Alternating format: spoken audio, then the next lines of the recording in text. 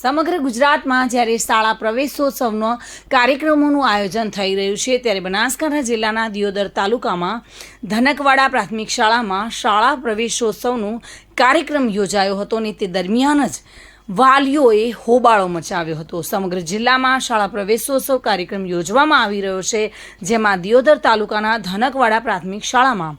શાળા પ્રવેશોત્સવ કાર્યક્રમમાં વિદ્યાર્થીઓના વાલીઓએ વિદ્યાર્થીઓની પૂરતું શિક્ષણ ન મળતું હોવાના આક્ષેપ સાથે હોબાળો મચાવ્યો હતો।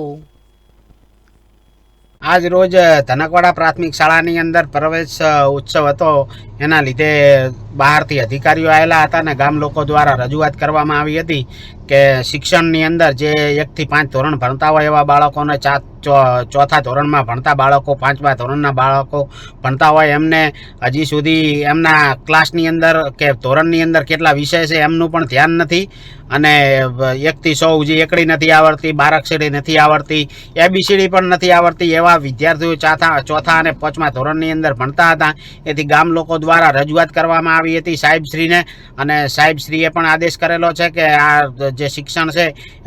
એની અંદર અમને ક્યાંક ને ક્યાંક થોડા ઘણી કમી દેખાઈ રહી છે, તો ગાંધીનગર અને ઉચ્ચ કક્ષાએ રજૂઆત કરવામાં આવે અથવા તો અમે ગામ લોકો દ્વારા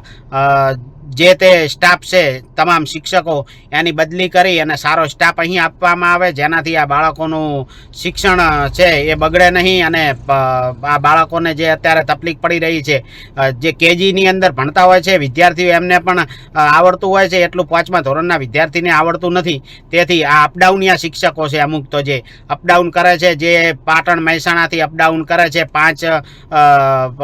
5 વાગ્યાના ટાઈમે જવાનું, સવારની સ્કૂલ હોય તો ટાઈમસર નહીં આવવાનું, આવું બનતું હોય છે અને અપડાઉનિયા શિક્ષકો 1.5-2 કલાકનું ટ્રાવેલિંગ કરીને આવેલા હોય છે। ટ્રાવેલિંગ કરી અને જે 1.5-2 કલાકનું ટ્રાવેલિંગ કરીને આવેલો માણસ છે એ થાકી જાય છે, થાકીને બાળકોને શું ભણાવવાના। એથી સરકારશ્રીને અમે નમ્ર વિનંતી કરીએ છીએ અને જે તે પ્રશાસનને પણ અમે કહીએ છીએ કે આ બાળકોનું ભવિષ્ય ન બગડે અને જે તે રજૂઆતો છે એની અંદર કડકમાં કડક અમલ કરવામાં આવે અને કાયદેસરની કાર્યવાહી કરવામાં આવે।